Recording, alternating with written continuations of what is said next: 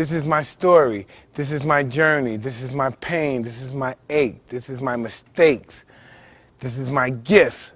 This is my undisputed truth, and I hope you enjoy it.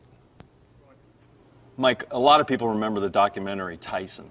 And that was during a darker period in your life. You were going through drug rehab. Yeah, that was This is not going to be that interesting. kind of a show, is it? No, this is going to be pretty light and pretty gregarious. Everybody's going to hopefully everybody's going to pretty much enjoy the stuff. Because pretty much the people that come see, you know, are probably be in my age bracket, and they've lived through that. So they'll see it from that perspective of me actually talking to them about it one-on-one, personally, you know.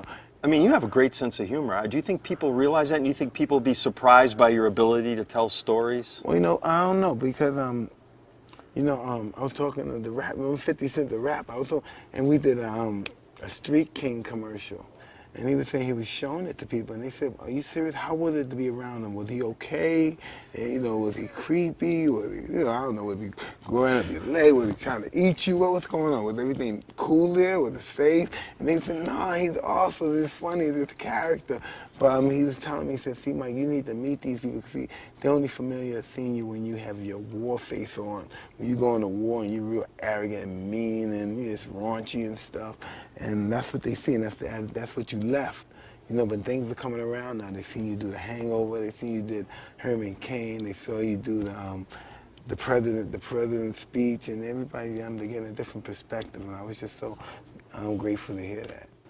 The Hangover really relaunched you into the public, and you've enjoyed a renaissance period since then. I mean, did that come as a shock to you that that cameo role could turn into a kind of a life-changing event at this point in your life? Hey, I had no idea. I did it with Todd Phillips. It's so crazy, and he kept telling me, "Man, this is gonna be a hot picture. And look to them girls, see, after this movie, you'll be hot." And I'm looking at him because, you know, I'm still probably withdrawing a little bit from my, and I'm thinking, yeah, this guy. And as soon as I finished filming, I got paid. I told my agent, "This movie's gonna stink." You know what I mean? I said, "Whoa!" I'm eating at this place. I don't know if it's New York or Los Angeles. I'm eating at a restaurant, and I'm coming outside the restaurant. I seen a bus stop. Bunch of kids get out the bus. They're jumping on autograph. And this is a really a down period in my life when people are scared to shoot me from across the street, let alone up close and personal. They're scared to shoot me from 3 blocks away, and I'm just happy.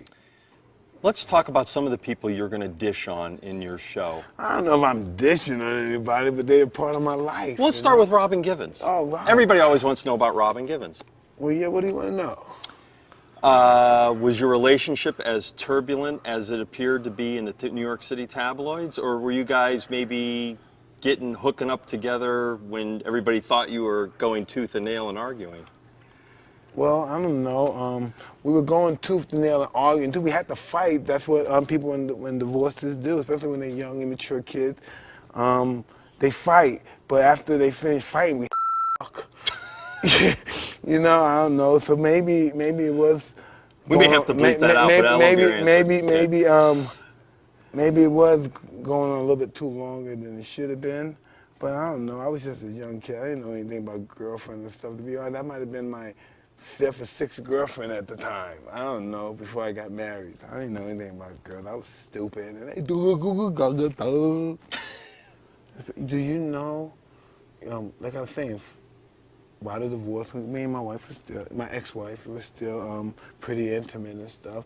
And so I said, "Wow, listen, well, you know, I wake up one morning, one day, I go to get a hit before I start my day." And it's something stupid like that what young kids would do, 21. You know, you still really kind of infatuate with it still. Yeah. And so one day I go, "Oh, I knock on the door, they ain't there." So I'm going to take off, and I see a car comes up. The car comes up, I see this little beautiful guy comes out with her, and I said, "Oh, wow." And she, "Hey, Mike," and I'm sad now. I can't get no sex no more and stuff. But she comes out with Brad Pitt. He looks better than she does. But she comes out, he looks, "Hi." I said, "Hi, I'm sad." What was his reaction when he saw you? Was he petrified? Yeah, I don't know. He just looked, "Hi, dude." Yeah, he was cool. Whoa, he pulled that off. Yeah, everybody said that. Everybody, when they hear it, they make like this guy was shit. Hey, like Robin said, I heard Robin say he was scared. Shit, he was shit a brick. I heard her say that, but that wasn't true. He said, "Hey, hi." Brad Pitt. He said, "Hey, hi." Doing your girl. Yeah, but You she wasn't my girl anymore. She was my ex-girl, but I was still, yeah, she Yeah, was you were my still girl, sort but she of, was my right. girl. Yes, kind. You're right. Yes, it was. And what about, let's talk about Don King. Are you going to mention him in your act? Well, Don's a part of my life. He's my brother. You know, he has to be mentioned. You know, I don't know. It's not. Only thing I'm gonna do is just, mention the truth. Everything I say will be the truth. You know, it'll be the truth. Everybody know it'll be the truth. It's interesting to watch you walk around the gym and hit the speed bag a little bit, knock the heavy bag a little bit. Do you ever get any kind of an itch to even think about getting into a boxing ring again? Not to fight anybody. No way. Hell no. Why? A lot of guys come back. I'm not gonna do it. You know, I've seen all the greatest fighters ever live. Some succeeded, some failed, but I'm not gonna take the chance. I don't want it like I used to. If you don't have that desire and you don't have that will, you start being hesitant. And once you're hesitant, you make mistakes, you get hurt. When you think of comebacks and bad comebacks, is there one fighter that comes to mind that when you saw him come back into the ring, you thought, wow, this is just a bad mistake? Well, I never saw Ali fight, but just knowing I saw the Holmes fight. I saw Spinks as well as a kid. Not the whole fight, but it was on television, ABC then. But and then like when Holmes fought Ali, that was really bad, and when Berbick fought Ali, that was really bad. Number one, because when I first started boxing, I didn't know who I was, and I couldn't be like Ali or Sugar Ray Leonard. I wasn't articulate. I was a brute. So I looked at the man and I saw him how he talked and how he gave people the fingers and grabbed his crotch and he was talking crazy. And I said, this is who I like right here. This is a crazy guy. And so in 1980, it was Roberto Duran Frenzy. It was just mania.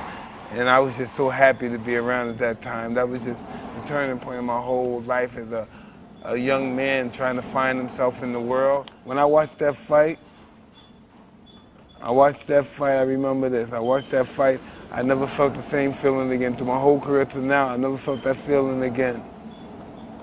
Fascinating. Never felt that feeling again. Always look for that feeling. Never felt that feeling again when those two guys fought. When I saw the fight a week after they fought on ABC. Tape delay. Yeah, and when I saw that fight, man, to this day, I got it in my mind. It's almost like the one great love of your life that you can't get over. That fight turned me out. Mike, what's happened to all the great heavyweights? You brought excitement to the division, certainly in the 60s and the 70s. In the 80s, there were tremendous fighters. Where are they? We're not good. They don't want to fight anymore. Guys don't want to fight anymore. And that's why sometimes you see fights that not competitive when guys overwhelmingly better and superior than other guys. That's just they don't want to do it no more. That's just what it is. You think a lot of these guys are playing in the NFL maybe? Guys that would have been? NFL and MMA. Yeah, mixed martial arts. Are you a mixed martial arts fan? Big time.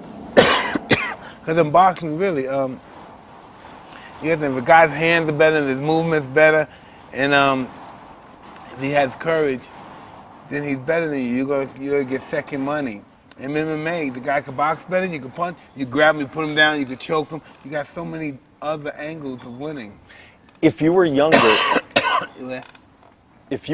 would you ever consider going into mixed martial arts? 100%. You would? Yeah. So there's an appeal to you for that. Yeah. I think I'm just a student in the art of fighting. You know, I think I'm very excited about the MMA. Yeah. But can boxing restore its past glory? Or is it down on the canvas? No, it's for down. good? It's down now. You know, you got guys at 154, 147 pounds reigning in the division. You know what I mean? That's good, awesome for them. But once you get a sensational heavyweight, the whole fighting game is a wrap. Because that's what people want to see. A guy that's just two-fisted knocking guys out and stuff. But it's going to be a while. Goes in cycles, doesn't it? Every 10, 15 years sometimes. Yeah, but man, we've been waiting a long time since you It's left. the longest, yeah. Basically. Isn't it fun when you got a good fighter, he's talking, and even though he's not that way, he's playing the role. Like Floyd, we know Floyd, probably, he's not that way, but he got the position, he's being that kind of guy, and we're talking about him. Who's your favorite fighter today? Pound for pound. You would pay to go see watch. Pay to see a fight. It depends who fighting them. Do you think Mayweather will ever fight Pacquiao? And if they fight, who wins? I don't think they ever gonna fight. Why? I don't know. You know, they don't want to. Like I said, you know, fighting's changed nowadays. But isn't fighting about making money too?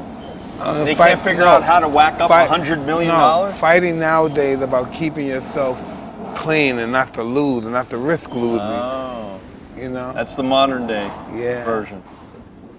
So what, we lose? We can fight again and win again. We get a chance to win again. Who Right. cares if we lose? Right. Rematches were common back in the day.